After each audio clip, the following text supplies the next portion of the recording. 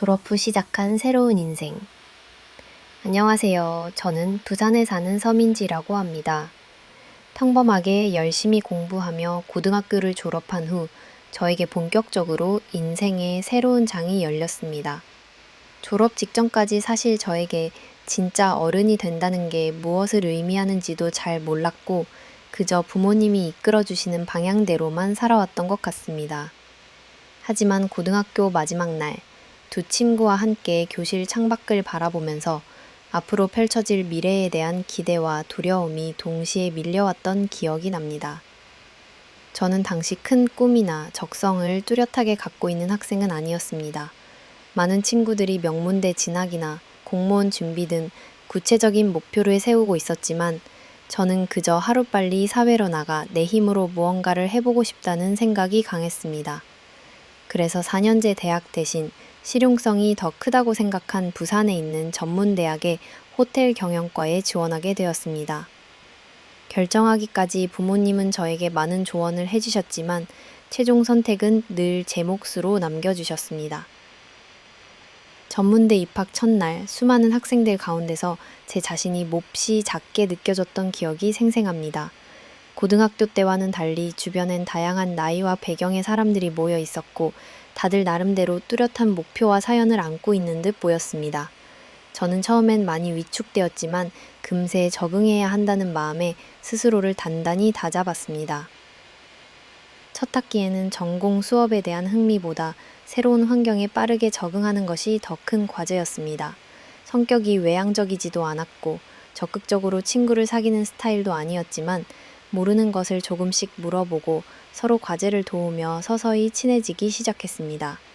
부모님의 조언 중에 사람은 배워야 성장한다고 하셨던 말이 마음에 남아 작은 것 하나라도 배우겠다는 각오로 강의에 임했고 학교 생활 역시 성실하게 하려고 노력했습니다. 감사하게도 부모님은 딸이 비록 취업 시장이 어렵고 전망이 확실치 않은 과를 선택했어도 한 번도 실망시키지 않으셨습니다. 저희 집은 늘 돈보다 네가 원하는 게 뭔지 찾으라고 하셨기 때문에 저는 기댈 곳이 있다는 것 자체가 큰 힘이 되었습니다. 졸업을 앞두고 진행된 취업 박람회에서 처음으로 이력서를 쓰고 회사에 복장을 갖추어 면접을 보러 간 기억은 잊지 못합니다. 처음엔 두근두근 거렸고 준비한 대답이 머릿속에서 하얗게 사라지기도 했지만 주변 선배의 조언을 떠올리며 꾸준히 면접 연습을 했습니다. 그리고 부산의 한 대형 투어센터의 합격 소식을 받게 돼 인생에서 처음으로 명확한 책임감과 자립심을 느끼게 되었습니다. 직장 첫날은 설렘 반, 두려움 반이었습니다. 보호해주는 선생님도 같은 반이라서 서로 의지할 친구도 없었습니다. 그때부터가 진정한 사회인의 시작이었다고 생각합니다. 출근길 사람들 틈에 섞여 지하철을 타면서 이제 나도 어른이 되었구나 하는 실감을 했습니다. 일을 배워가며 첫 월급을 받았던 날의 벅찬 감동, 그리고 스스로 번 돈으로 부모님께 작은 선물을 드렸던 순간의 뿌듯함은 앞으론 평생 잊지 못할 인생의 한 장면이 될 것입니다. 이 모든 시작이 고등학교 졸업 이후 두려움을 무릅쓰고 새로운 세계를 향해 한 걸음 내딛었던 그 순간에서 비롯되었다고 생각합니다. 이렇게 저는 어른이 된다는 것이 단순히 학교를 졸업하는 것만은 아니라는 사실, 주체적으로 나의 길을 찾아가는 모든 과정이 모여 인생이 된다는 사실을 깊이 깨달을 수 있었습니다. 다이, 이를 저는 다이.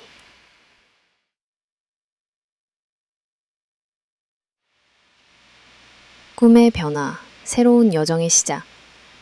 어릴 때부터 저는 항상 하늘을 바라보는 것을 좋아했습니다. 항공기 소리가 들리면 창문을 열고 고개를 들어 파란 하늘을 가르는 비행기를 따라 시선을 한참 동안 옮기던 기억이 선명합니다.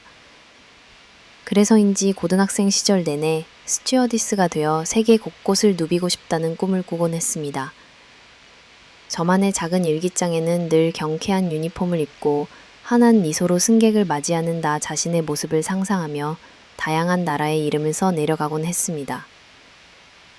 전문대 호텔 경영과에 입학한 것도 언젠가 항공 서비스 업계에서 일해보고 싶다는 마음이 있었기 때문이었습니다. 입학 초기부터 관련 동아리에 가입해 항공 서비스 실무 스터디에 참여하고 방학 동안에는 유명 여행사에서 인턴을 하며 차근차근 준비해 나갔습니다. 학교 생활을 하면서도 매일 아침 미소 연습을 하고 발음 교정도 했습니다. 외국어 회화반에도 다니며 토익 시험 준비와 인터뷰 연습도 함께 했지요. 졸업을 앞두고 마침내 대한항공의 신입 승무원 공개 채용이 진행된다는 소식을 들었을 때는 가슴이 터질 듯 설렜고 모든 시간을 자기소개서 작성과 체력 준비, 면접 연습에 집중시켰습니다. 부모님 역시 저를 응원해 주셨고 주변 친구들은 꼭 붙을 것 같다며 기대에 찬 응원을 건넸습니다. 하지만 예상과 달리 결과는 참담했습니다. 1차 서류와 체력 검정엔 무난히 통과했지만 2차 면접에서 긴장한 탓에 준비했던 말을 제대로 전달하지 못했고 결국 최종 합격자 명단에서 저와 복리 이름은 볼 수 없었습니다. 며칠 동안 방 안에 틀어박혀 눈물을 흘리고 나는 정말 부족한 사람인가 자책하기도 했습니다. 정신을 추스리고 보니 물 흐르듯 현실을 받아들이는 능력이 필요하다는 사실을 깨달았습니다. 그래서 오랜 고민 끝에 내가 할 수 있는 최선을 다른 길에서 보여주자고 결심했습니다. 때마침 관광안내센터에서 채용 공고가 떴고 그곳에 지원해 합격하게 되었습니다. 관광안내 분야는 이전까지 생각해 본 적 없는 새로운 세계였습니다. 낯선 환경이었지만 다양한 언어와 문화를 접하고 수많은 외국인을 맞이하며 매일이 작은 모험 같았습니다. 호텔 경영과에서 배운 서비스 역량과 커뮤니케이션 능력이 현장에서 자연스럽게 드러나기 시작했습니다. 최초의 작은 실패를 겪으면서 저는 한 단계 단단해졌고 언젠가 다시 도전할 기회를 꿈꾸면서도 현재 눈앞에 놓인 새로운 일에 최선을 다하는 법을 배웠던 시기였습니다. 스스로의 꿈이나 인생의 방향이 언제든 달라질 수 있다는 걸 이때 처음 피부로 실감했습니다. 동시에 새로운 환경에서 만난 선배와 동료들, 다양한 고객들의 사연을 들으며 세상엔 정말 다양한 삶이 존재한다는 것, 그리고 그 모든 삶이 나름의 의미와 무게를 지니고 있다는 것 역시 배울 수 있었습니다. 실패를 딛고 다시 시작한 이 여정 속에서 전에는 미처 보지 못했던 나 자신을 마주하게 되었고 새로운 꿈의 조각들을 발견하기도 했습니다. 인생의 길이 언제든 바뀔 수 있다는 사실을 온몸으로 깨닫고 거기서 또 다른 설렘과 새로운 목표, 그리고 진정한 나의 강인함을 조금씩 찾아가는 계기가 되었습니다. 저는 어린 시절부터 평범하지만 늘 따뜻한 가족과 함께 자랐습니다.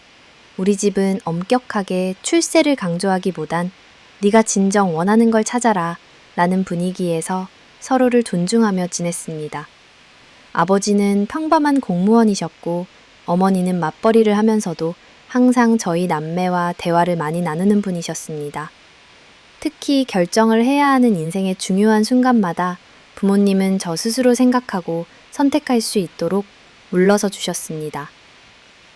고등학교 졸업을 앞두고 진로에 대해 고민할 때도 부모님께선 주변의 기대나 사회적인 통념보다 민지야, 네가 행복할 것 같은 일을 하렴 이라고 말씀하셨죠.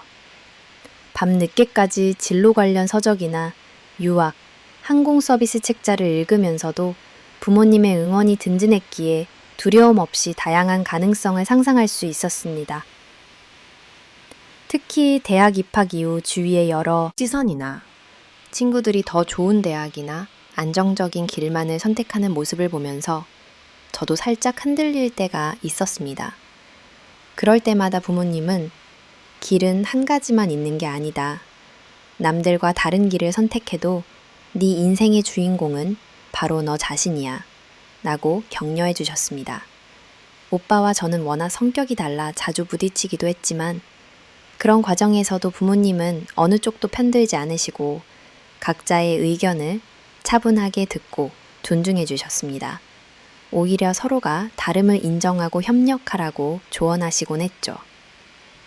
제가 스튜어디스 시험에서 떨어진 후 처음으로 깊은 실망감에 빠졌을 때도 아버지는 제 어깨를 토닥이며 실패를 두려워하지 마라.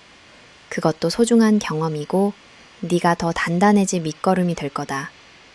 아빠는 네가 어떤 일을 해도 늘 자랑스럽다. 라고 말씀하셨습니다. 어머니는 저와 함께 깨어있는 밤에 조용히 차 한 잔을 건네며 세상에 네 인생만큼 중요한 건 없어. 하고 싶은 게 있다면 다시 도전해도 되고 잠깐 쉬어가도 괜찮아. 라며 다정하게 마음을 어루만져 주셨습니다. 또한 제가 직장을 구하게 되었을 때 집안의 분위기는 한껏 밝아졌습니다. 누구보다도 부모님이 경험이 먼저라는 점을 강조하셔서 저는 첫 월급을 받자마자 부모님께 자그마한 꽃다발과 손편지를 선물했는데 그때 아버지의 눈가에 맺힌 눈물을 아직도 잊지 못합니다. 우리 집은 결과보다는 과정을 더 소중히 여기는 곳이었습니다. 시험에 합격하든 실패하든 또는 직업이 사회적으로 높게 평가받지 않더라도 가족들은 항상 네가 그동안 얼마나 노력했는지 안다. 네가 행복하면 그걸로 충분하다. 며 마음을 전해주었습니다. 형식적인 칭찬이나 빈말이 아니라 늘 솔직하면서도 진심 어린 조언을 해주시는 부모님 덕분에 저는 위로받고 다시 일어설 수 있었습니다. 가족은 저에게 무한한 신뢰와 지지를 보내주는 든든한 뿌리와 같은 존재입니다. 그 힘이 있었기에 현실의 크고 작은 실패와 두려움 속에서도 다시 도전할 용기를 낼 수 있었고 무엇보다도 나 자신을 믿는 마음을 키울 수 있었습니다. 이처럼 저에게 가족의 공감과 지지는 단순히 물리적인 지원이 아니라 삶에서 길을 잃지 않도록 방향을 잡아주는 든든한 등불이었습니다. 그래서 지금도 무슨 일이 있든 가족에게 가장 먼저 고민을 나누고 기쁜 일이 생기면 그 누구보다 먼저 가족들과 함께 기뻐합니다. 앞으로도 저는 부모님의 믿음에 보답하기 위해 나만의 길을 힘차게 걸어가고 싶다는 다짐을 새기고 있습니다. 저 처음으로 정식 직장인으로서 부산 투어센터에 출근하던 날을 아직도 생생하게 기억합니다. 전날 밤엔 긴장감에 거의 잠을 설쳤고 머릿속엔 수없이 시뮬레이션을 돌려가며 실수하지 말자, 무조건 웃자 라고 다짐하며 침대에 누워 있었습니다. 출근 첫날, 새로 산 셔츠를 입고 거울 앞에 서서 여러 번 자세를 고쳐 잡고 부모님의 격려 속에 집을 나섰습니다. 지하철에 올라타 사람들 틈에 섞여 있으니 이제 나도 사회의 한 구성원이구나 라는 실감이 스며들었습니다. 직장에 도착하니 저보다 일찍 출근한 선배들이 사무실을 분주히 오가고 있었습니다. 인사팀에서 입사자 교육을 받고 사내 시스템 사용법과 센터 특성, 고객 응대 예절을 배웠습니다. 교육 시간 내내 설렘과 동시에 두려움도 느꼈지요. 과연 내가 이 일을 잘 해낼 수 있을까? 라는 의문도 몇 번이고 들었습니다. 첫 현장 투입은 생각했던 만큼 긴박하고 역동적이었습니다. 안내 데스크에 앉아 이름표를 달고 손님을 맞이하던 순간 어릴 적 상상했던 모습과는 전혀 달랐습니다. 호기심 가득한 관광객들, 길을 잃고 한참을 방황하던 외국인, 소란을 피우는 아이와 당황해하는 부모까지 다양한 사람들로 공간이 가득 채워졌죠. 고객 응대는 어렵고도 재미있었습니다. 어떤 분들은 다정하게 수고 많아요 라고 인사도 해주고 궁금한 사항이 있을 때는 미소로 고맙다는 말을 남겼습니다. 반면 불만족스러운 표정으로 예민하게 항의하는 이들도 있었습니다. 가장 기억에 남는 순간은 한 해외 관광객 가족이 센터에 들어오자마자 지도와 안내 책자를 수십 개 집어들고 군더더기 없이 이건 왜 이렇게 복잡해요? 라며 투덜거렸던 일이었습니다. 그때 영어로 응대해야 했는데 긴장한 탓에 준비한 문장이 머리에서 하얗게 되었고 당황한 나머지 Sorry, could you repeat? 만 연발했던 적이 있습니다. 옆에 있던 선배가 재치 있게 응대해 주셔서 상황이 잘 마무리되었고 점심시간에 실전에서 중요한 건 차분함과 미소야.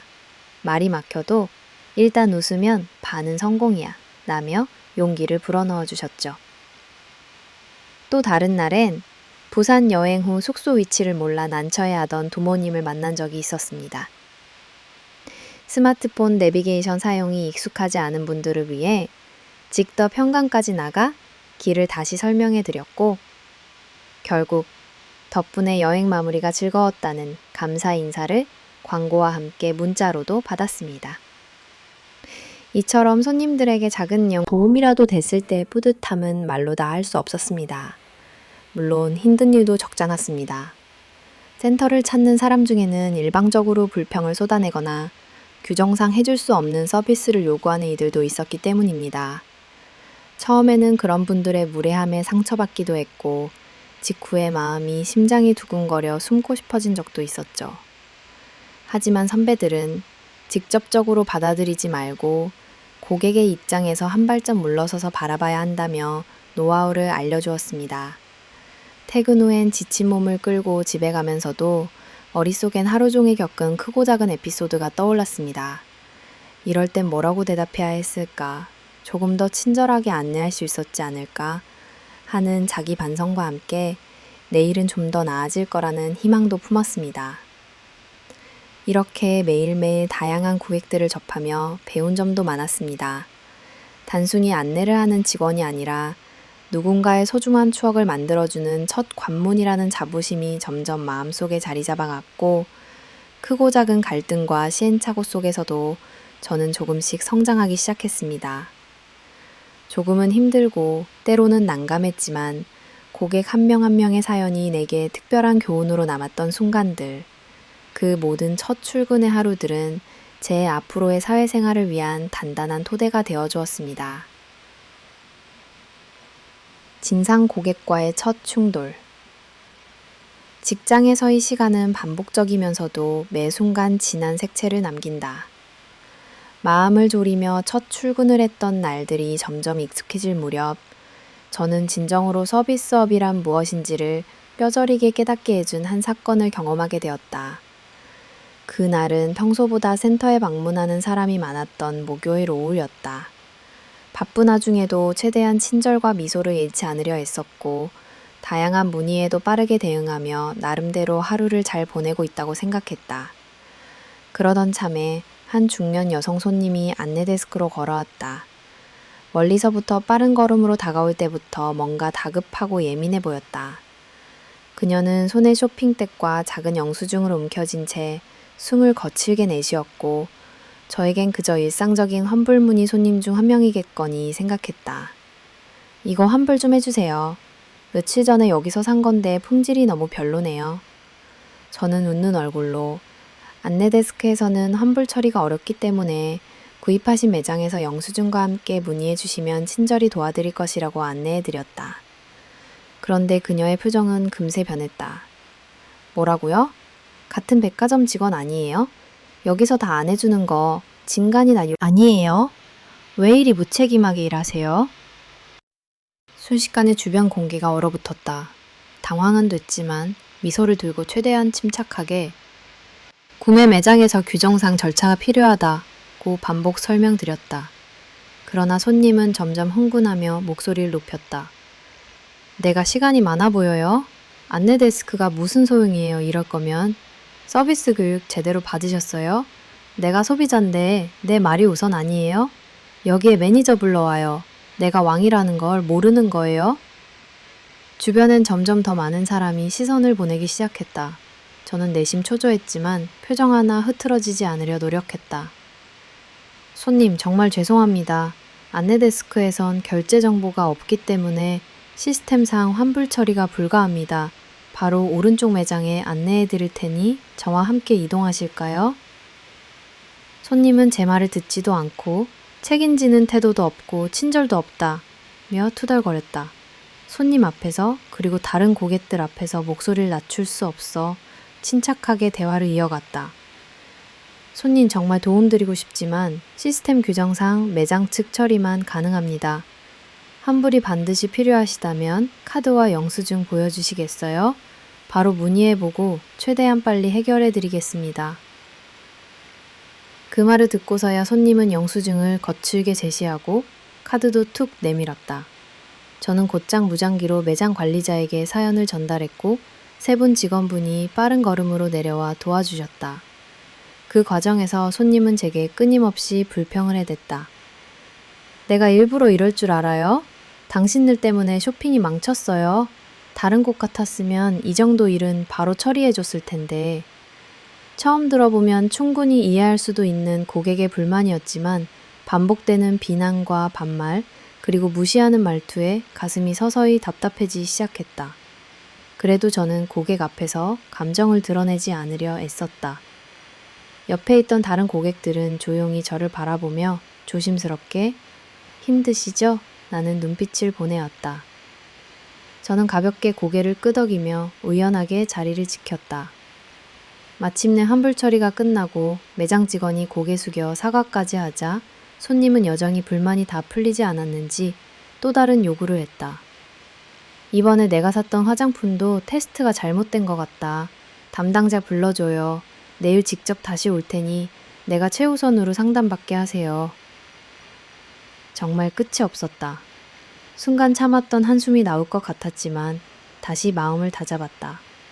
고객이 떠난 뒤 저는 왠지 모르게 두 다리가 후들거렸다. 책상 뒤에 앉아 지면 검은을 잠시 모아지고 호흡을 가다듬었다. 그때 센터에 오래 있던 선배가 다가와 조용히 말을 건넸다. 민지 씨, 오늘 정말 잘했어요. 진상 고객은 어디나 있기 마련이에요. 감정 소비 심하겠지만 네 잘못은 전혀 아니었고 정말 침착하게 대처했으니까 자책하지 마요. 그 말에 울컥했다. 사실 백화점이나 안내센터에 근무하다 보면 이런 경험이 처음은 아니었지만 누군가에게 억울하게 질책당하는 기분은 결코 쉽지 않았다. 특히 눈앞에서 타인에 의해 내 전문성과 정체성이 무너지는 듯한 기분이 들 때 과연 내가 잘하고 있는 걸까? 이런 환경에서도 버틸 수 있을까? 나는 회의감이 들어왔다. 휴게실로 가서 물 한 잔을 마시고 휴대폰을 꺼내 부모님에게 잠시 연락을 남겼다. 오늘 조금 힘든 일이 있었어요. 그래도 괜찮아요. 그냥 좀 약해지는 것도 있는 것 같아요. 아버지는 항상 곁에 있다는 걸 잊지 마라. 세상에는 별의별 사람들이 많고 모두가 너처럼 상식적이고 따뜻하지는 않다. 묵묵히 너의 자리를 지켜라. 그게 네가 빛나는 방법이다. 라고 답장하셨다. 잠깐 눈물이 맺혔지만 그 말에 힘이 났다. 그날 이후 저는 진상 고객에 대해 다르게 생각하게 되었다. 단순히 귀찮고 화나는 존재가 아니라 내 감정 컨트롤을 무엇보다 요구하는 존재였으니까. 한 번은 그 뒤로 더욱 황당한 요구를 하는 고객들도 만났지만 그 사건이 제게 최소한의 방패막이를 선물했다. 누군가의 감정 쓰레기통이 되지 않는 선에서 내가 줄 수 있는 최선의 친절과 안내만 하자. 그래서 진상 고객이 온 날은 나를 탓하기보다는 그냥 또 하나의 사회 경험을 했다고 마음을 단단히 먹었다. 그리고 근무가 끝나고 혼자 좋아하는 노래를 들으며 집으로 돌아가는 길, 반복해서 자신에게 용기를 불어넣었다. 넌 잘하고 있어. 세상에 상처 주는 사람도 있지만 그런 순간에도 흔들리지 않는 네 자신이 진짜 멋진 거야.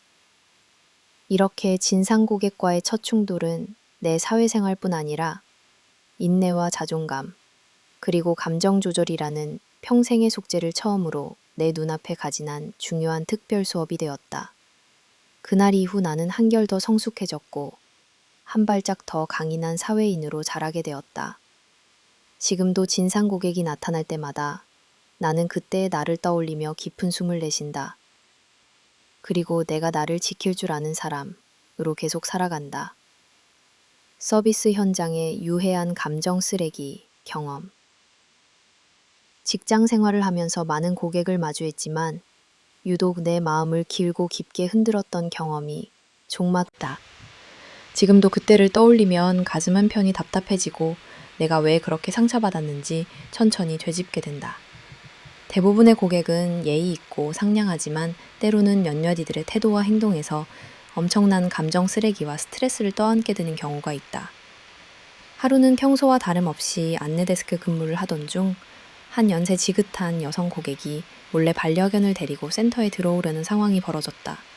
안내문과 입구에는 반려동물 출입 금지 표지가 분명 있었고 처음엔 정중하게 안내했다. 죄송합니다. 센터 내부에는 반려동물을 동반하실 수 없습니다. 그 말이 끝나기 무섭게 그분은 고함을 지르며 날카로운 말투로 항의했다. 여기가 내 집도 아니고 잠깐 들어왔다 나가면 되는데 왜 안 된다는 거예요? 직원이면 다 해줘야지. 내 설명은 들으려 하지도 않고 점점 목소리를 높이셔서 주변 사람들 모두 시선을 돌렸다. 차분하게 다시 한번 정책상 도와드릴 수 없는 점 죄송하다 라고 반복 설명했지만 그분은 손에 있던 종이 서류를 제 쪽을 향해 막무가내로 던지셨다. 솔직히 순간 눈앞이 아찔했고 어깨도 움츠러들었다. 머릿속은 하얘졌고 어떻게든 표정과 말투에 감정을 드러내선 안 된다는 생각으로 반복해서 고개를 숙였다. 주변엔 다른 직원과 고객들이 조용히 지켜보며 웅성거렸다. 나는 이런 데서 이런 취급당할 사람이 아니야. 어디 관리자 없어? 똑바로 교육받아야겠네. 그 순간만큼은 내 자신이 한없이 약자처럼 느껴졌다. 도와드릴 수 있는 게 아무것도 없었지만 그 고함과 비난, 일방적인 분노의 감정 쓰레기는 내게 모두 쏟아졌다. 반려견을 데리고 시설을 이용하는 규정 위반일 뿐인데 나는 죄인처럼 사과만 해야 했다. 손님은 마지막까지 내가 내 돈 내고 서비스도 못 받냐? 라며 큰 소리로 화를 냈고 결국 동료가 호출한 보안 요원이 출동해서 겨우 상황이 마무리됐다. 그 일이 지나고 나서 평소보다 훨씬 더 무기력하고 깊은 상실감이 남았다. 나는 친절하게 안내만 했는데도 고객의 화풀이 대상이 되었고 아무런 방어도 할 수 없었다. 그날 저녁 집에 가는 길에 내가 뭔가를 잘못했을까? 말투나 표정에 문제가 있었던 걸까? 여러 번 되짚어봤지만 규정을 설명한 것 외엔 특별히 실수한 게 없었다. 하지만 막상 감정의 찌꺼기는 나에게 남아 잠들 때까지 마음이 편하지 않았다. 이런 경험을 한 뒤로 서비스직에서 느끼는 감정 오염이 얼마나 무섭고 때론 독성처럼 일상 깊이 스며든다는 사실을 온몸으로 깨달았다. 말로는 프로니까 결국 고객 응대도 업무 중 하나다 라고 스스로 다독였지만 실제로는 반복되는 부정적인 감정과 억울함, 자존감의 손상이 쌓여 마음을 병들게 한다는 걸 알게 되었다. 몇몇 고객들은 서비스를 받으면서 자연스럽게 자신이 갑이란 생각에 스스럼 없이 타인에게 상처를 주는 언행을 보인다. 당연히 이렇게 해줘야지. 직원이니까 너가 챙겨야지. 라는 말들이 일상처럼 들려올 때마다 직원의 기본적인 인격과 경계가 무시당한다는 사실에 자존심이 무너진다. 특히 분노나 스트레스를 표출할 상대를 찾다 보니 안내데스크 직원이 그 짐바지가 되기 쉽다. 가장 견디기 힘든 순간은 내 잘못이 아닌 상황임에도 무작정 직원에게 소리치고 이기적인 요구를 강요당할 때다. 아무리 내부 규정이나 서비스의 한계를 설명해도 듣지 않고 오히려 직원이 고객 만족을 위하여 무조건 희생해야 한다는 태도를 당연시할 때 마음속에 상처가 쌓인다. 이럴 때마다 왜 난 아무 잘못도 없는데 죄인처럼 사과해야 하지? 라는 억울함에 눈물이 맺힐 때가 많았다. 게다가 겉으론 미소를 유지하지만 속으론 감정이 부글부글 끓는다. 동료들끼리도 오늘 또 감정 쓰레기 몇 바구니 받았냐? 며 농담처럼 털어놓지만 사실은 서로를 위로하기 위한 유일한 생존 방식일 뿐이다. 며칠 동안 부정적인 경험이 반복되면 자연스럽게 웃는 법조차 잊게 되고 서비스 현장이 때론 전쟁터처럼 느껴진다. 특히 유해한 감정 쓰레기가 심하게 쌓인 날에는 신체적 피로보다도 정신적인 탈진이 훨씬 심하게 다가온다. 아무리 전문성을 다져도 상대의 기분과 분노를 전부 받아줘야 한다는 현실은 견디기 어렵기도 하고 자존감이 바닥나는 느낌을 받곤 한다. 어느 순간부터는 출근 자체가 두려워지고 오늘은 또 어떤 고객을 만날까? 얼마나 애써도 욕을 듣게 될까? 라는 불안이 쌓였다. 성실하게 일하고 싶은 의욕도 자연스럽게 시들게 마련이다. 이쯤 되면 가족이나 친한 친구가 아니고서는 이 감정의 무게를 완전히 이해하기 어렵다. 특히 사회 초년생 그리고 첫 직장인 시절에는 퇴근 후에도 머릿속에서 계속 해당 고객의 표정과 말투, 소리가 떠나지 않는다. 이런 감정을 밖으로 표출하기 어려워 속으로만 사귀면서 점점 더 나를 무기력하게 한다. 실제로 서비스 업계에 종사하는 많은 이들이 감정 노동자의 우울증에 시달리고 자존감 상실이나 자기 비하 등 심리적 문제가 나타난다는 이야기를 체감할 수 있었다. 그렇다고 해서 모든 고객이 문제를 일으키거나 쓰레기를 던지는 건 아니지만 딱 한 번의 심한 경험만으로도 오래도록 마음에 앙금이 남는다. 사람들의 무례한 말 한마디, 이유 없는 비난, 억지스러운 요구들이 쌓이며 늘 스스로에게 묻는다. 내가 정말 이 일에 맞는 사람일까? 내가 원했던 직장과 현실은 왜 이렇게 다를까? 하룻밤을 지새우고 나서도 상처는 좀처럼 쉽게 지워지지 않았다. 나중에는 그런 경험이 반복될수록 본능적으로 어느 정도의 방어벽이 생기기도 했다. 처음 몇 번은 서럽고 억울함에 힘들었지만 점차 고객의 분노와 불만은 내 잘못이 아니다. 내가 책임져야 할 감정이 아니라는 사실을 꼭 기억해야 한다. 는 공감적 거리두기 연습을 하게 되었다.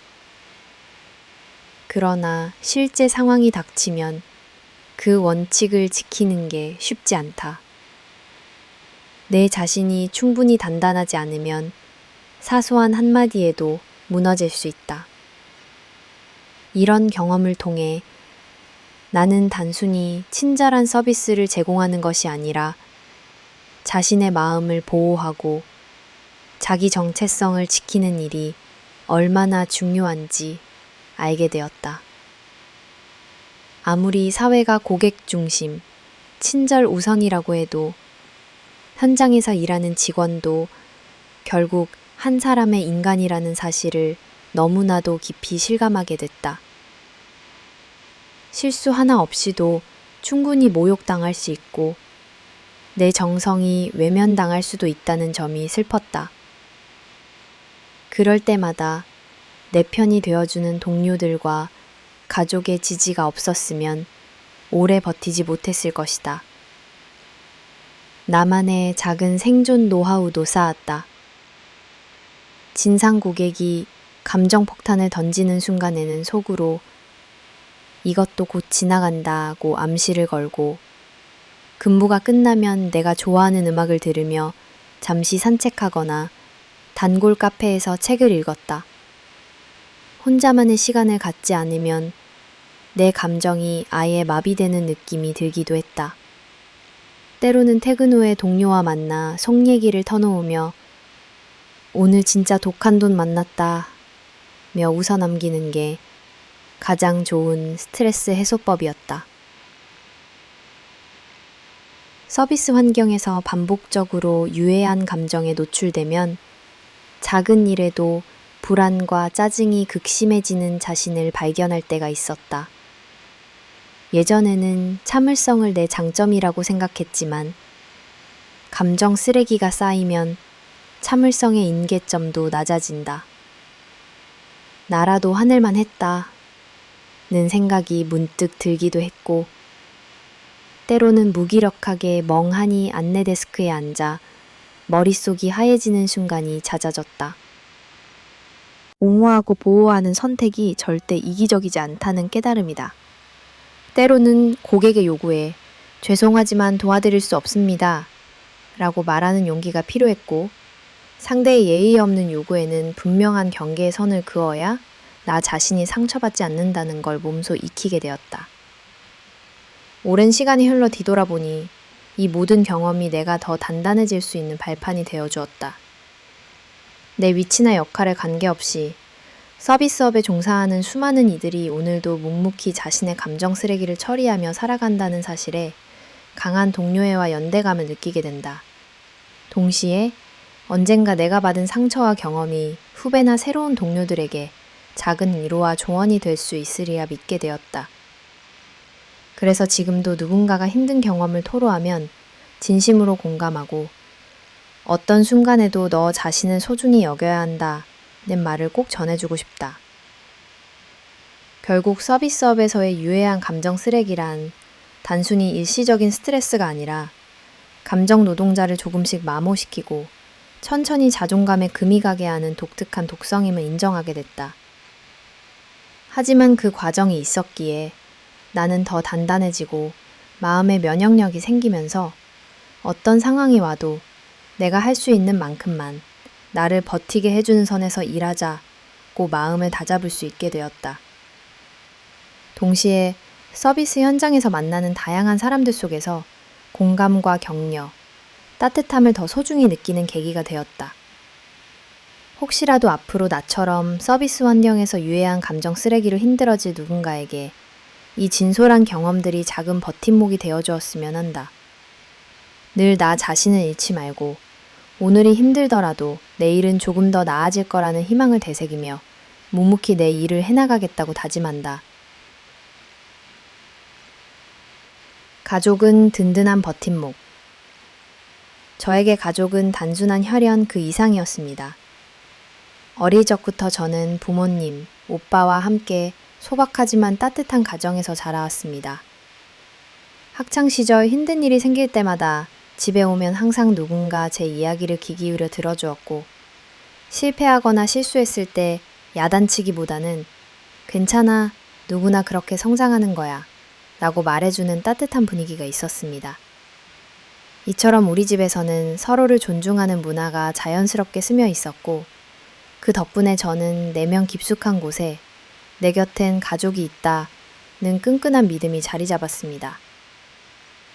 세월이 흘러 저는 어른이 되고 사회인이 되었지만 가족이 주는 심리적 안정감과 위로의 크기는 오히려 더 커졌습니다. 직장에서 처음으로 겪었을 때 가장 먼저 떠오르는 건 항상 부모님의 얼굴이었습니다. 무례한 손님에게 상처받고 감정 쓰레기를 떠안는 날도 있었지만 퇴근하고 집에 돌아오면 우리 가족은 수고했다며 말없는 포옹이나 따뜻한 차 한 잔으로 저를 맞이해 주었습니다. 입 밖으로 굳이 힘들었다 말하지 않아도 눈빛과 행동만으로도 충분히 서로의 마음이 전해졌습니다. 특히 가장 잊지 못할 일은 진상 고객으로 인해 큰 모욕을 당한 후 속상한 마음에 집에 와서 모든 이야기를 꺼내놓았던 그날입니다. 울먹이며 나 정말 이 일이 맞는 사람인지 모르겠어 라고 하소연하던 저를 본 아버지는 조용히 제 어깨를 감싸 안아주셨고 어머니 역시 네 잘못이 하나도 아니야. 아무에게나 친절할 필요는 없다고 단호하게 말씀해 주셨어요. 그 말 한마디에 주저앉아 울면서도 내 편이 되어주는 사람이 있다는 안도감에 다시 마음을 추스를 수 있었습니다. 우리 가족은 실패와 아픔을 대하는 방식이 남다른 것 같습니다. 남들은 부족함이나 실수에 대해 혼내거나 원인을 묻겠지만 우리 집은 오히려 잘 버텼다 는 이야기를 더 자주 건넵니다. 그래서 저는 인생의 크고 작은 실패가 닥칠 때마다 자신을 비난하기보다 가족을 떠올리며 괜찮아, 다시 시작할 수 있어 라고 스스로를 토닥이는 법을 익혔습니다. 가족은 절대 나를 판단하지 않고 나라는 사람 자체를 있는 모습 그대로 아껴주는 유일한 존재였습니다. 어릴 때부터 우리 부모님은 사소한 것 하나까지도 제 선택을 존중해 주셨습니다. 친구들과 갈등이 있을 때, 학교에서 뜻밖의 실수를 했을 때, 혹은 진로와 미래에 대한 고민으로 흔들릴 때도 그분들은 항상 민지야, 네 마음이 가장 중요해 라고 말해주셨죠. 이를테면 고등학교 졸업 후 대학, 전공 선택에 대한 결정을 할 때도 세상에는 많은 길이 있다. 어떤 선택이든 네 인생을 네가 책임질 수 있으면 된다. 고 격려했고 남들이 가지 않는 낯선 길을 고르려 해도 결코 반대하거나 두려움에 휘둘리게 만들지 않았습니다. 이런 믿음과 응원은 사회에 첫 발을 떼는 데 있어 가장 소중한 나침반이 되어주었습니다. 첫 취업에 성공한 날은 물론 예상치 못한 좌절을 맛본 날에도 가족은 언제나 변함없었습니다. 함께 밥 한 끼 하며 서로의 하루를 자연스럽게 나누는 시간, 때로는 말없이 TV를 보며 느끼는 동질감, 가끔은 오순도순 장을 보러 가는 길 등 소소한 일상 속에서 저는 가족의 사랑을 두껍게 쌓아갔습니다. 누구도 크게 자랑할 만큼 특별한 가정은 아니지만 저는 매 순간 내가 가장 확실한 안전지대는 가족이다 라는 생각을 거듭하게 되었습니다. 또한 가족의 존재는 제 정체성을 지키는 든든한 울타리였습니다. 감정적으로 극한의 상황에 몰릴 때, 회사에서 부당한 대우를 받거나 사회적 잣대에 좌절할 때조차도 제 편이 되어주는 가족이 있다는 사실만으로 불안한 내면이 견고해졌던 것 같습니다. 부모님은 실패에 대해 이 경험 역시 너를 성장시킨다고 늘 말씀하셨고, 오빠 역시 힘든 순간일수록 가족이니까 언제든 의지해 라고 다정하게 말해줬습니다. 그럴 땐 큰 위로와 함께 다시 세상을 향해 힘차게 나갈 에너지를 얻곤 했습니다. 직장 생활이 길어지면서 사회에서 마주하는 크고 작은 폭풍 속에서도 내 마음을 가장 잘 알아주는 사람은 가족뿐임을 더욱 절실히 깨닫게 되었습니다. 어떤 일이 있었는지 얘기하지 않아도 부모님은 작은 표정 변화에도 아파하시고 오빠는 농담 한마디로 분위기를 바꿔주었습니다.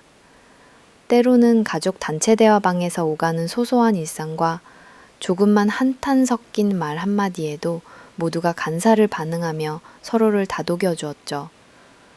가족끼리 나눴던 대화와 추억이 제 감정 회복에 아주 큰 힘이 되었고 다시 내일을 살아갈 수 있다는 용기를 북돋웠습니다. 특히 사회 초년생 시절 겪었던 고비들, 예상치 못한 질책, 과도한 감정 노동, 자기 능력을 의심하게 만드는 상황에서 가장 먼저 찾게 된 것도 가족이었습니다. 주변 친구나 동료들과도 고민을 공유할 수 있지만 늘 마지막엔 집으로 돌아와 가족 품에서만 진심으로 쉴 수 있었어요. 그 안에서 소중한 위로와 조언을 얻으면서 설령 온 세상이 등을 돌려도 가족만큼은 내 곁에 있다는 깊은 신뢰를 배우게 되었습니다. 저에게 가족의 힘은 때로는 눈물로, 때로는 웃음으로 다가왔습니다. 분위기가 무거운 날이면 오빠가 먼저 장난을 걸고 어머니는 특별히 좋아하는 음식을 해주셨으며 아버지는 조용히 음악을 틀어두고 모두와 함께 저녁 식탁을 준비했습니다. 이렇게 일부러 별다른 위로를 하지 않아도 집안의 작은 배려로 마음이 차츰 좋아졌습니다. 힘든 하루를 마친 뒤 따뜻한 집으로 돌아와 가족과 함께하는 그 시간이야말로 세상에서 가장 큰 값진 휴식이었습니다. 삶에 있어 가족은 저에게 스스로를 다시 일으킬 용기와 자존감을 주는 원천이자 어느 누구보다도 솔직하게 제 마음을 내보일 수 있는 마음의 방이었습니다. 특별한 기념일이 아니어도 평범한 저녁, 모두가 한자리에 모여 오늘도 수고 많았어 라고 건네는 한마디의 힘이 얼마나 큰지 사회에 나와 일하면서 더 깊이 알게 되었습니다. 그 덕에 어떠한 실패와 난관이 찾아와도 두렵지 않았고 언제라도 도망올 수 있다는 안도감이 미래에 대한 용기와 도전심으로 바뀌곤 했습니다. 가족이란 존재는 이렇게 저를 감싸 안아주고 새롭게 일어설 힘을 주는 동시에 스스로를 사랑할 수 있도록 만들어줍니다. 사회에서는 늘 결과를 요구하고 평가받는 위치에 있지만 집에 돌아오면 그런 조건 따위는 사라집니다. 집안의 모든 대화와 행동에는 온기가 있고 가족을 생각하기만 해도 포근한 이불을 두른 것처럼 안락함이 번져옵니다. 저는 그래서 인생에 어려움이 닥칠 때마다 혼자 참고 견디기보다 최소한 하루 중 한 번은 가족에게 털어놓으며 해소를 시도합니다. 이 작은 습관이야말로 제 마음 건강을 지키는 가장 안전한 방법임을 해가 갈수록 확신하게 되었습니다. 앞으로도 어떤 길을 걸을지 확신할 수는 없지만 가족이 제 곁에 있다는 단단한 믿음 하나로 제 삶은 늘 의지가 생깁니다. 이 소중함을 오래도록 지키고 싶습니다. 헤스볼라 새로운 친구들과의 만남, 그리고 예기치 못한 변수들, 사회의 첫 발을 내딛고 시간이 흘러가면서 내 주변에는 점차 다양한 사람들이 모여들기 시작했다. 일터의 개성이 강한 동료들뿐 아니라 대학 시절 친구들이 소개해준 또 다른 친구들, 우연한 계기로 알게 된 사람들까지 포함해서 내 인간관계의 지형도는 넓어지고 다채로워졌다. 그 중에서도 가장 기억에 남고 동시에 내 마음에 많은 변화를 가져온 것은 바로 새로운 친구들과의 만남이었다. 솔직히 말하자면 나는 본래 낯을 많이 가리는 편이었다. 불특정 다수 앞에서 말을 거는 게 쉽지 않았고 사람들과 친해지는데도 어느 정도 시간이 필요했다. 하지만 사회에 나와서 느낀 건 내가 먼저 마음을 열지 않으면 아무도 내 안으로 들어올 수 없다는 당연한 진리였다. 그래서 퇴근 후 시간이 맞는 날에는 대학 친구들이 주최하는 작은 모임이나 일터에서 만난 또래들과의 커피 모임에 꾸준히 참석하려고 스스로에게 주문을 걸었다. 그날도 평소처럼 대학 동기들과의 약속이 있었다. 오랜만에 각자 다니는 직장 얘기와 서로가 겪은 좌절이나 소소한 성공담을 나누며 웃고 떠드는 시간이 참 따뜻하게 느껴졌다. 그런데 그중 한 친구가 자신의 동료라며 유지원이라는 이름의 새 친구를 데리고 왔다. 슬림한 체구, 말끔한 외모, 또렷한 인상이 첫 만남부터 시선을 끌었다. 결정적으로 그녀는 현재 유명 항공사의 승무원으로 일하고 있다고. 자연스레 대화의 흐름은 항공 서비스와 승무원 지원 경험 그리고 실전 조언들로 흘러갔다. 나는 처음엔 나도 모르게 기대에 부풀었다. 그동안 막연히 부러워만 하던 직업을 가진 사람과 허물없이 대화할 기회가 오다니 꼭 친해져 보고 싶었다. 특히 내가 승무원 시험에서 좌절을 맛본 이후에도 꾸준히 그 꿈을 마음에 품고 있었기에 다양한 정보를 듣고 싶다는 의욕까지 들었다. 하지만 지원 씨와의 첫 만남은 예상과는 전혀 달랐다. 첫인사에서부터 그녀는 미묘하게 날카롭고 경계하는 느낌을 내비쳤다. 모두가 나를 앞에 두고 우리 민지도 사실 스튜어디스 꿈꿨었잖아 라며 응원을 해줄 때 지원 씨는 웃으며 아 그래요? 요즘은 다들 쉽다고 생각해서 많이 도전하시던데? 라고 무심히 내뱉었다. 처음엔 단순한 농담으로 넘기려 했지만 대화가 길어질수록 그녀는 일부러 내 과거의 실패를 건드리거나 서비스직은 아무나 하면 되는 게 아니다. 스펙도 중요하고 얼굴, 태도 모두 기본은 있어야 한다. 같은 말로 은근히 자존심을 자극했다. 처음에는 내가 너무 민감하게 받아들인 걸까 싶은 생각에 굳이 기분을 숨기고 모임 분위기를 해치지 않으려 했었다. 그러나 이후 몇 번 더 만남이 이어지자 그녀의 견제 혹은 무시하는 듯한 말투가 반복적으로 나를 아프게 찔렀다. 때론 사람들 앞에서 대놓고 고객센터 일은 아무나 한다지만 승무원은 아무나 못해요 라고 콕 집어 말했다. 주변의 다른 친구들도 애써 분위기를 바꾸려고 농담을 던지거나 내 편을 들어주려 했지만 어쩐지 모임 속에서 난 점점 작은 사람처럼 축소되어가는 느낌을 떨칠 수 없었다. 이 과정을 겪으면서 나는 의외로 사람의 언행이 긴 시간 동안 쌓이면 어떤 상처로 남는지 체험하게 되었다. 특히 내가 열심히 혼자서 소화하고 이겨냈던 다른 누구도 모르는 노력과 눈물을 누군가의 한마디로 쉽게 평가받을 때 자존감에 얇은 금이 가는 경험을 한 것이다. 애초에 나는 친구라는 관계에서 최소한의 예의와 이해를 기대했지만 유지원 씨와의 교류는 점점 의욕을 빼앗기고 그 자리에서조차 마음을 제대로 드러내지 못하는 스스로를 발견하는 계기가 되었다. 단순히 직업의 우월감이 아니라 인간 대 인간으로서의 존중이 어느 순간 무너질 수 있다는 현실 또한 뼈저리게 배웠다. 이 무렵 내 일터에도 변화가 생겼다. 친구들과의 만남 이후 며칠이 지나지 않아 한 외국인 가족이 안내센터에 방문했고 유창한 영어로 길 안내를 부탁했다. 나는 영어에 자신이 없었지만 최대한 친절하게 안내하려고 노력했다. 그런데 뒤따라온 또 다른 손님이 왜 말이 안 통하냐며 크게 불평했고 지원 씨가 이 광경을 지켜보고는 나중에 모임에서 직원이라도 준비가 부족해서는 안 된다는 식으로 다시 나를 비하했다. 이 경험을 통해 나는 단순한 경쟁심이 아니라 누군가가 내 부족함을 공개적으로 깎아내리는 것이 얼마나 서글픈 일인지 절실히 깨달았다. 서서히 난 나와 맞지 않는 사람과 억지로 어울릴 필요는 없다는 걸 되새기게 되었다.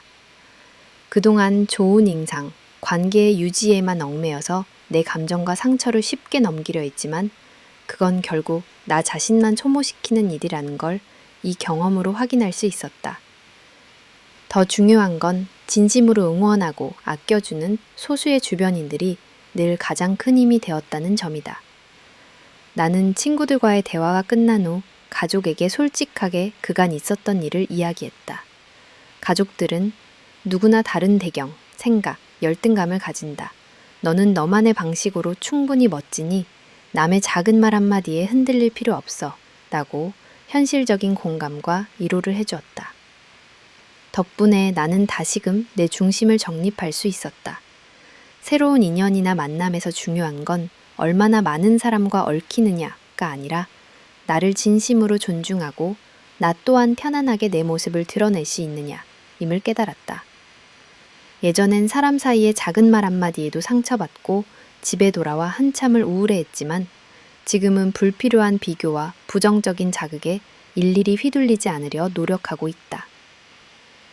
사실 사회생활을 하면서 예기치 않은 변수를 만나는 건 너무 흔한 일이다. 그게 사람일 수도 상황일 수도 있다. 예상치 못한 언행과 관계의 마찰, 새로운 환경에 적응하며 겪는 소외감이나 열등감, 심지어 내 잘못 없이 생긴 오해까지 모두가 나만의 성장 재료가 됐다. 누군가는 나를 쉽게 평가하고 또 어떤 이는 묵묵히 곁을 지켜준다. 나는 이제 모두에게 사랑받으려 애쓰기보다 내 곁에 소수라도 소중히 지키는 법을 배웠다. 결국 새로운 친구들과의 만남과 뜻밖의 상처는 내가 앞으로 어떤 관계를 만들어가고 싶은지, 또 나 자신을 지키며 살아가려면 무엇을 기준 삼아야 하는지를 고민하는 계기가 되었다. 때론 겉으론 웃고 속으론 해묵은 감정의 쓰레기를 품게 되지만 그 또한 내가 성장하는 한 과정임을 인정한다. 내가 앞으로 또 어떤 사람을 만나게 될지, 어떤 인연이 내게 닥칠지 알 수 없지만 이제는 무분별한 비교나 자격지심에 빠지기보다 나를 존중하며 내 삶을 한 걸음씩 걸어가리라 다짐한다. 어려움을 준 사람조차도 결국 나를 단단하게 만들어준 또 다른 선생님을 조금은 여유 있게 받아들이게 됐다. 이런 변화가 나를 한 단계 성숙하게 하고 더 넓고 따뜻한 인간관계를 만들어가는 씨앗이 되리라 믿는다. 나아가 이 경험들은 나에게 진짜 친구란 무엇일까를 다시 생각하게 만들었다. 단순히 많은 사람들과 어울리는 것이 중요한 게 아니다. 자신의 약점이나 고민, 때론 성공하지 못한 아픔까지 편하게 내보일 수 있는 사람과의 관계야말로 내 삶의 진짜 버팀목이 되어준다는 것을 알게 되었다. 그날 이후 나는 모임에 나가더라도 굳이 자신을 비하하거나 남을 올려세우는 사람 앞에 내 감정을 맡기지 않으려 노력했다. 새로운 인연을 맺고 싶다는 마음은 여전히 간절하지만 이제는 나를 소중히 여기며 상대방도 존중받을 자격이 있는 존재임을 잊지 않는다. 혹시 또다시 비슷한 상황이 닥친다 해도 이전과 달리 내 기분을 솔직히 표현하고 필요하다면 단호하게 거리를 둘 용기도 생겼다. 이는 작은 차이 같아 보여도 내 삶에 엄청난 변화를 가져왔다. 추억 속 새로운 친구들과의 만남은 상처로 남겼지만 동시에 내 사회생활의 경계를 지키는 법을 일깨워준 시간이었다. 처음엔 단순히 즐거움을 위해 참석한 자리였으나 결국 그 공간들에서 진짜 나의 모습을 지키는 방법을 깨달았다. 지금에 와서 돌이켜보면 그 불편한 경험들 역시 내 성장의 디딤돌이었다고 자신있게 말할 수 있다. 앞으로도 수많은 새로운 사람을 만나고 다양한 상황에 놓이겠지만 그때마다 나만의 잣대와 가치관을 잃지 않고 진심 어린 소통과 예의 있는 태도를 실천하려 한다. 나와 같은 고민을 가진 이들에게도 진짜로 중요한 관계는 수만 가지 인연 속 한두 명이라도 서로 진정성을 나눌 수 있는 친구임을 꼭 전해주고 싶다. 내가 겪은 아픔과 변화, 그리고 스스로 만든 기준이 언젠가는 누군가에게 작은 위로가 되었으면 하는 바람과 함께 새로운 인연을 앞에 두고도 뒤로 물러서지 않는 삶을 이어가고 싶다. 뜻밖의 비밀과 상처의 연속. 살다 보면 정말 상상할 수 없는 진실들이 갑자기 내 삶을 뒤흔들 때가 있다. 내가 일하던 안내센터에서도 그런 믿을 수 없는 순간이 찾아왔다. 어쩌면 아직까지도 그날의 감정과 충격이 또렷하게 기억나서 한동안은 그 이야기를 떠올리기만 해도 마음 한켠이 아려오곤 한다. 사건의 시작은 특별할 것 없이 하루를 보내던 어느 날, 늘처럼 안내 데스크에 앉아 고객을 맞이하고 있을 때였다. 그때 한 무리의 손님이 들어왔고 그 중에 한 명이 내게 익숙한 눈길을 보냈다. 순식간에 머릿속에 스쳐간 얼굴. 놀랍게도 그 손님은 바로 유지원의 어머니였다. 나는 순간 아무렇지 않은 척했지만 가슴 깊은 곳에서는 불길한 예감이 싹 텄다. 그동안 내가 눈치채지 못했던 사실이 그때서야 서서히 드러나기 시작했다. 알고 보니 예전에 나를 난처하게 했던 강아지 맡기기 소동의 주동자도 바로 지원의 어머니였다. 그분은 늘 나를 불편하게 만들었고 은근히 멸시 섞인 말을 던지곤 했다. 직업이 안내 데스크면 평생 안내만 하겠네. 더 좋은 예, 더 나은 미래는 없겠지? 이런 말들을 아무렇지 않게 내뱉었다. 마주칠 때마다 자존심이 구겨지고 한없이 내 모습이 작아지는 기분이었다. 유지원과 그 어머니는 나를 일부러 찾은 듯 계속해서 무례한 언행으로 시선을 끌었다. 본인도 알잖아요. 이 정도 일밖에 못하는 이유가 있겠지. 도대체 집안교육을 어떻게 받았길래? 순식간에 소문까지 퍼뜨리며 내가 취업에 실패한 이유와 가족 배경을 끄집어내기도 했다.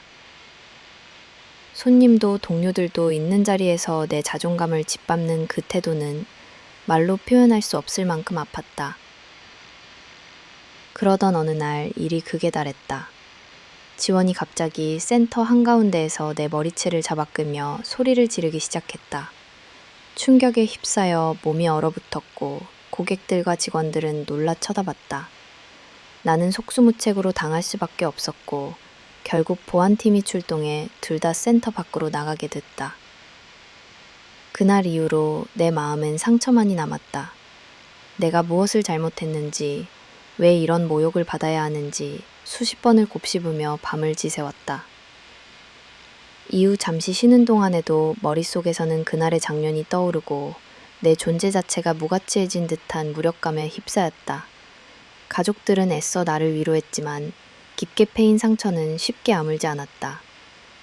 사람들의 시선, 수군거림, 심지어 동정의 눈빛조차도 고통스러웠다.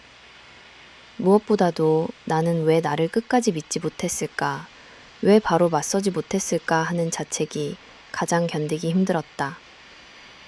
시간이 지나면서 조금씩 감정을 정리해보려 했지만 트라우마는 쉽게 사라지지 않았다. 한동안은 새로운 사람 앞에서 자연스럽게 미소조차 지을 수 없었고 작은 오해에도 과도하게 움츠러들었다. 누가 내 얘기를 하는 것만 같으면 두려웠고 자꾸 뒤를 돌아보게 됐다.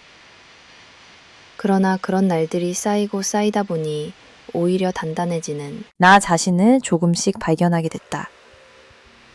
이런 부당한 상처를 겪으면서 비로소 나는 누구보다 나 자신을 소중히 여겨야 함을 배우게 된 것이다. 나를 진심으로 위로하고 굳세게 지켜준 건 결국 가족이었고 그들과의 대화 속에서 다시 용기를 얻었다. 상처와 모욕, 예상치 못한 배신이 한꺼번에 몰려온 날이었지만 그로 인해 나는 한 걸음 더 성장할 수 있었다. 시간이 흐를수록 과거의 아픔은 점점 무뎌졌고 언젠가 그런 이들을 다시 만나면 이번엔 더 당당하게 내 목소리를 낼 수 있으리라 마음속으로 다짐했다. 이렇게 뜻밖의 엄청난 비밀과 이어진 상처들은 내 인생에서 결코 잊을 수 없는 경험이 됐다. 아직도 때때로 아프고 서글픈 기억이지만 그 기억 덕분에 나는 더욱 단단한 사람이 되어 오늘을 살고 있다. 이쇼신공 카운과 예상치 못한 전환점. 끊임없는 상처와 좌절, 불의와 모욕감 속에서 어느 순간 결단의 시간이 찾아왔다. 나는 더 이상 같은 환경에서 반복적으로 상처받으며 지낼 수 없다는 생각에 사로잡혔다. 매번 감정을 억누르며 살아가는 나 자신이 서서히 메말라 간다는 것을 어느새 알아챘다. 그래서 과감히 용기를 내어 익숙한 일터를 그만두었다. 퇴사를 결심하는 일은 생각보다 쉽지 않았다. 사회 초년생으로서, 그리고 집안의 큰 딸로서 헛된 책임감과 두려움이 엄습했다. 혹시 잘못된 선택은 아닐까? 앞으로 내가 뭘 할 수 있을까? 수백 번 마음이 흔들렸다. 하지만 결국 내 곁에는 늘 나를 응원하며 지켜봐주던 가족이 있었다. 가족과 밤새 대화를 나눴다. 내가 느꼈던 좌절, 두려움, 그리고 다시 시작하고 싶은 안전한 열망까지 모두 털어놓았다. 아버지는 조심스럽게 물었다. 네가 정말 원하는 게 뭐니? 나는 오랜 고민 끝에 예전부터 꿈꾸었던 항공 승무원이 되고 싶다는 바람을 꺼냈다. 어머니도 형제들도 흔쾌히 응원해 주었다. 네가 행복해질 수 있다면 어떤 선택을 해도 우린 네 편이야.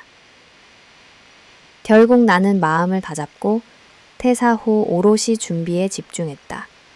영어 회화 학원, 면접 훈련, 체력 단련까지 매일매일 내 한계를 시험하는 듯한 시간이었다.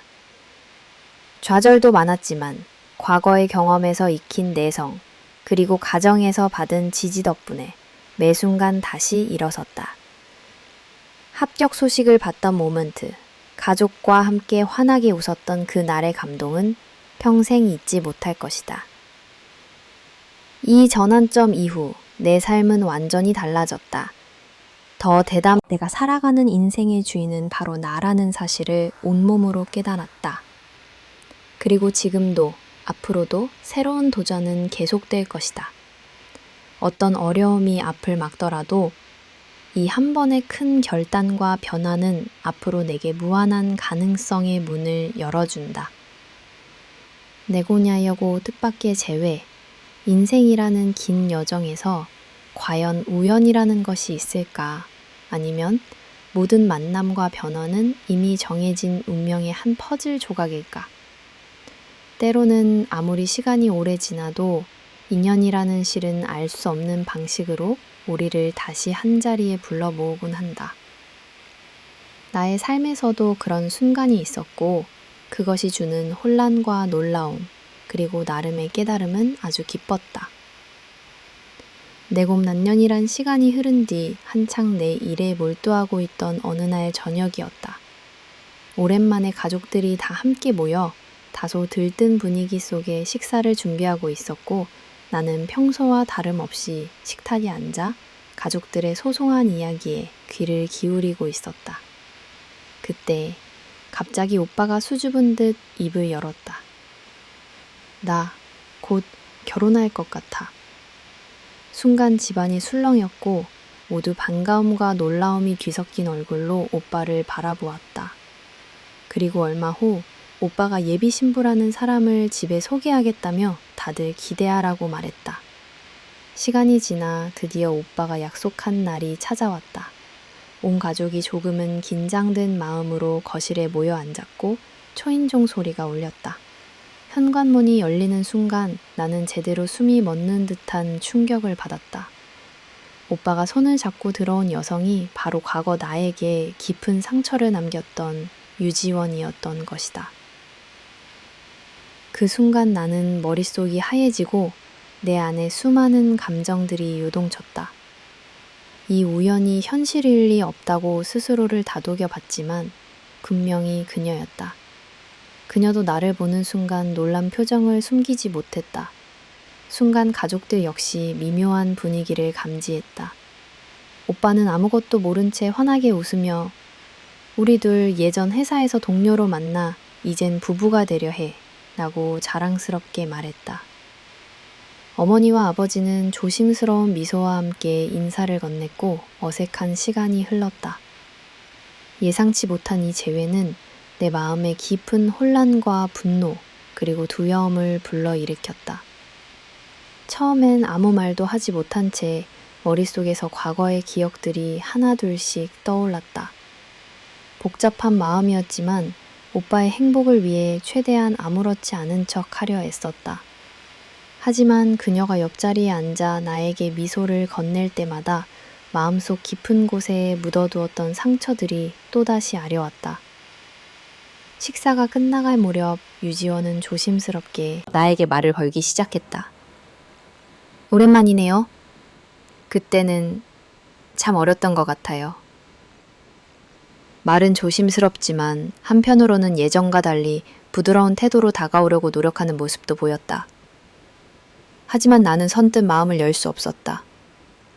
내 인생에 가장 괴로웠던 시간과 상처를 준 사람이 이제 가족의 일부가 될 수도 있다는 사실이 너무나 충격적이었기 때문이다. 그날 밤 가족들이 잠든 후 나는 오빠에게 조용히 진실을 털어놔야겠다고 결심했다. 새벽이 가까워질 무렵 오빠와 단둘이 거실에 앉았다. 오빠는 평온한 얼굴로 나를 바라봤고 나는 조심스럽게 내 과거와 그 사람이 내게 했던 행동에 대해 이야기하기 시작했다. 오빠는 처음엔 믿기지 않는다는 듯 당황했으나 내 눈빛과 흔들리는 목소리 그리고 지워지지 않는 상처의 흔적을 들으며 점점 진지해졌다. 나는 단 한 번도 과거에 대해 떠들지 않았지만 내 가족이라면 반드시 알아야 할 일이라는 생각에 용기를 냈다. 그 후 가족들은 자연스럽게 모여 이야기를 나눴다. 오빠 역시 큰 충격을 받은 듯 밤새 고민에 빠졌고 어머니와 아버지는 나의 말을 깊이 새기며 곁에서 나를 다독였다. 그것이 얼마나 힘든 기억이었는지 그리고 나 역시 가족의 행복을 위해 꾹꾹 눌러왔던 마음이라는 것을 모두 공감해 주었다. 며칠 동안 우리의 집은 조용하고 무거운 공기가 맴돌았다. 오빠는 이 결혼을 어떻게 해야 할지 수없이 고민했고 그 사이 유지원 역시 우리 집에 다시 오지 않았다. 며칠 뒤 오빠는 가족 모두를 불러 조용히 입을 열었다. 나는 내 얘기를 듣고 너무 놀랐고 고민 끝에 결혼을 다시 생각해 보기로 했어. 가족이 상처받는 일을 외면할 수 없었고 내가 그동안 얼마나 힘들었는지 이제야 알 것 같아. 오빠의 결정에 가족 모두 눈시울이 붉어졌다. 나는 미안함과 안도감이 뒤섞인 감정을 느끼며 오빠의 따뜻한 손을 잡았다. 그날 우리는 서로의 진심을 확인했고 가족이라는 의미가 누구보다 소중하다는 것을 다시 깨달았다. 이후 유지원은 결국 결혼을 포기해야 했다. 애써 담담하게 행동했지만 그녀의 얼굴에는 후회와 씁쓸함이 엿보였다. 우리의 재회는 어쩌면 서로를 상처만 남기는 결과로 끝났을지 몰라도 나에게는 이 한 번의 용기 있는 고백과 가족의 선택이 내 인생을 지탱해주는 새로운 힘이 되었다.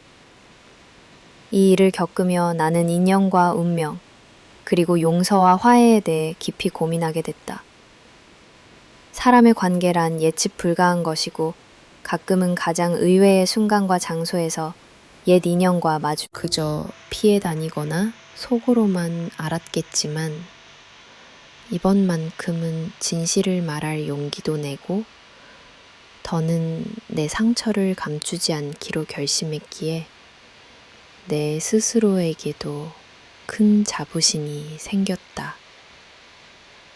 또한 가족과의 속 깊은 대화를 통해 얼마나 내가 그들에게 기대고 그들을 신뢰하며 사랑하는지 새삼 깨달았다. 아무리 세상이 시끄럽고 억울한 일이 생기더라도 내 곁에서 언제나 지지해주는 든든한 버팀목이 되어주는 가족이 있기에 나는 비로소 과거를 극복할 수 있었다.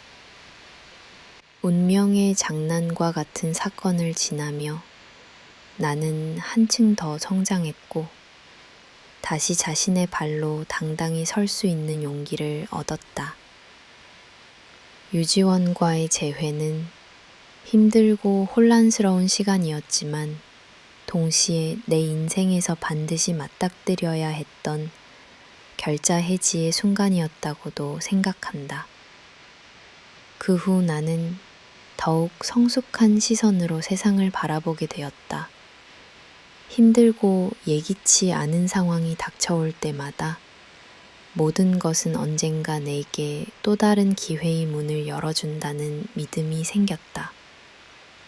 그리고 이 경험은 내 삶을 풍요롭게 하는 특별한 이정표로 남아있다. 생각해보면 운명은 때론 가장 예상치 못한 방식으로 우리를 성장시키고 내면의 단단함을 길러준다.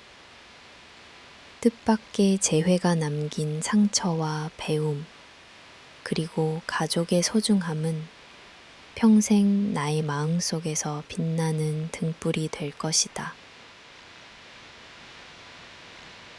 인생의 교훈과 예장의 마무리, 인생은 끊임없는 배움과 성찰의 과정이다. 한 장이 끝나고 다음 장이 찾아올 때 우리는 지나온 길을 되돌아보게 되고 그 안에서 크고 작은 교훈을 얻으며 한층 더 깊어지는 자신을 발견하게 된다. 내가 겪었던 힘든 시련들, 상처와 배신, 그리고 많은 눈물은 결국 나를 견고하게 만들어준 큰 자산이었다. 이제 이 장을 마무리하며 내가 깨달은 것들, 그리고 그 교훈들이 내 삶에 준 의미를 진솔하게 적어보려 한다.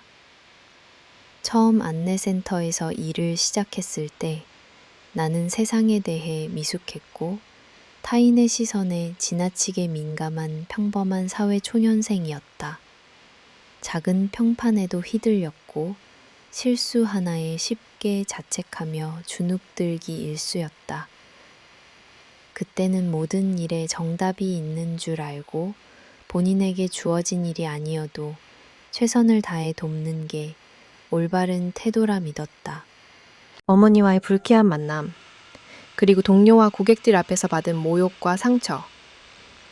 이 모든 경험은 내가 어떤 상황에서도 흔들리지 않는 단단함을 키우게 했다. 그리고 무엇보다 이런 외부의 상처에 휘둘리지 않고 내면에 울타리를 세우는 법을 배웠다. 초반에는 억울함과 분노, 무력감에 잠겨 밤을 지새우기도 했다. 왜 나만 이런 시련을 겪어야 할까? 만약 다른 선택을 했다면 인생이 달라질 수 있었을까? 스스로 원망하며 자책하는 시간도 분명 많았다. 하지만 그때마다 나를 위로한 건 다름 아닌 가족이었다. 부모님과 형제들은 내 이야기에 귀 기울여주고 부족한 나를 무조건 감싸며 변화먹는 지지를 보내줬다.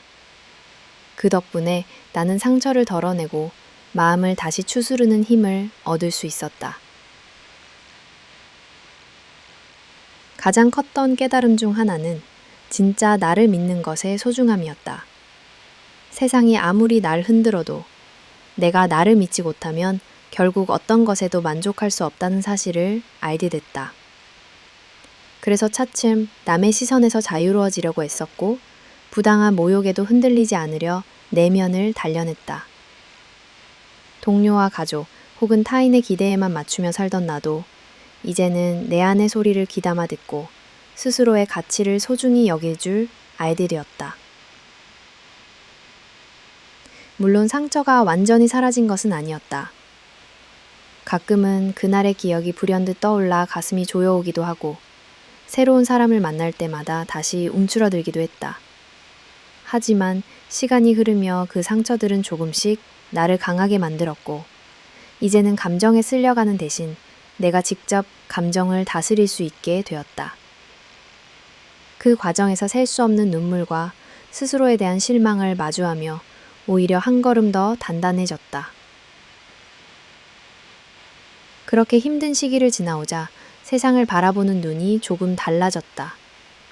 타인에 대한 배려의 깊이도 넓어졌고, 누군가 힘든 상황에 처해 있다면 진심으로 손 내밀 수 있는 넉넉한 마음이 생겼다. 누군가를 쉽게 평가하거나 섣불리 오해하지 않으려고 노력하는 것도 배웠다. 무엇보다 인간관계에서 진정으로 소중한 것은 신뢰와 존중, 그리고 언제든 곁이 되어주는 것이라는 진리를 깨달았다. 또한 우정이나 가족에 대해 다시 생각하게 됐다. 때때로 가까이 있는 사람들이 내게 힘든 시간을 주기도 하지만 끝내 내 편이 되어줄 수 있는 존재는 결국 가족, 혹은 진실한 친구라는 사실이다. 과거엔 남의 평판이나 표면적인 친절에 속고 상처받은 적도 많았지만 이제는 사람의 진짜 마음을 조금 더 잘 알아볼 수 있는 눈이 생긴 듯하다. 이것은 그 어떤 교과서나 심리학의 경험에서도 쉽게 얻을 수 없는 값진 배움이다. 돌이켜보면 이 모든 일은 내 인생에 피할 수 없는 통과 의례였다. 가끔은 차라리 그런 일을 겪지 않았다면 어땠을까 하는 상상을 해보기도 한다. 하지만 지금의 내가 있기까지 그 모든 아픔과 고난이 꼭 필요했던 시간임을 부정할 수 없다. 더불어 용서에 대한 진심도 고민했다. 나에게 모욕과 상처를 준 이들, 나 역시 상처를 준 적이 있는 타인에 대해 묵묵히 용서하는 연습을 했다. 쉽지 않았지만 미움에 머무르기보다는 이해와 용서로 나아가는 것이 더 나 자신을 위하는 일임을 알게 됐다. 용서는 타인을 위해서가 아니라 궁극적으로 내 마음의 짐을 덜어내는 과정이라는 것도 뼈저리게 느꼈다. 그리고 무엇보다 나를 늘 지켜주는 가족의 사랑이 얼마나 소중한지도 깊이 각인됐다. 세상이 등을 돌릴지라도 내 곁에 있어주는 단단한 울타리, 힘들고 무너질 때마다 다시 일으켜 세워주던 손길들, 이 모두가 나를 오늘의 자리까지 오게 한 큰 힘이었다. 새로운 일에 도전했던 승무원 준비의 과정도 결코 녹록지 않았다. 때론 과거의 상처들이 내가 앞으로 나아가는데 큰 벽처럼 다가왔다. 영어회화, 체력 단련, 면접 준비를 거치며 수많은 실패와 좌절을 겪기도 했지만 그럴수록 옛 상처를 교훈 삼아 좌절 대신 다시 일어서곤 했다. 내 조그만 성공과 성장 뒤에는 반드시 그 이전에 경험한 실패와 아픔이 있었다. 그런 경험이 있었기에 합격의 순간은 더 값지고 소중하게 느껴졌다. 마침내 승무원이 되어 하늘 위를 누비는 지금, 나는 누구보다 가족의 응원과 자신의 노력을 자랑스럽게 여긴다. 어떤 고객도 어떤 동료도 나에 대한 억측이나 차가운 시선이 있다 해도 이전과는 달리 당당히 내 위치를 지킬 수 있게 됐다. 그리고 새로운 삶의 장을 열면서 더 넓은 세상과 다양한 사람들을 만나는 기쁨도 누리고 있다. 이렇게 내 인생의 한 챕터를 마무리하며 얻은 가장 큰 배움은 바로 내가 가장 소중한 존재라는 사실이다. 이 세상에 나만큼 나를 아껴줄 사람이 없다는 것을, 그리고 불행한 기억도 지나고 나면 나를 밝혀주는 등불이 될 수 있다는 것을 얻었다. 누군가는 여전히 내 과거를 이야기할지 모른다. 하지만 그조차 더 이상 두렵지 않다. 온전히 나 자신을 사랑하고 가끔은 흔들려도 다시 일어서는 법을 배운 지금, 어떤 시련이 닥쳐오더라도 나를 잃지 않을 자신이 있기 때문이다. 마지막으로 이 모든 경험을 통해 꼭 전하고 싶은 진실이 있다. 삶은 한순간도 예측할 수 없고 때로는 잔인할 기 곰이 곰만큼 시련을 몰고 온다. 하지만 그 안에서 눈을 감지 않고 슬픔과 아픔을 존중하며 스스로와 마주하는 용기만 있다면 반드시 더 나은 내일을 만들어갈 수 있다는 것. 그리하여 지금 내가 마주하는 새로운 시작 앞에서 나는 더 이상 두렵지 않고 오히려 가슴 벅차 설렌다. 아픔을 통해 성장하고 과거를 품고 앞으로 나아가는 이 여정은 앞으로도 계속될 것이다. 언젠가 또 다른 상처와 시련이 찾아오더라도 지난 날에서 배운 교훈과 가족의 사랑, 스스로를 믿는 나의 힘을 발판 삼아 한 발 한 발 힘차게 걸어갈 것이다. 이로써 인생의 긴 여정에 또 하나의 단단한 장이 덧붙여졌다. 누구나 겪는 힘든 시간, 그리고 그 뒤에 찾아오는 상처의 흔적이 결국 더 깊고 넓은 사람이 되게 만들어준다는 믿음으로 오늘도 나는 내 인생의 새로운 페이지를 용기 있게 펼친다.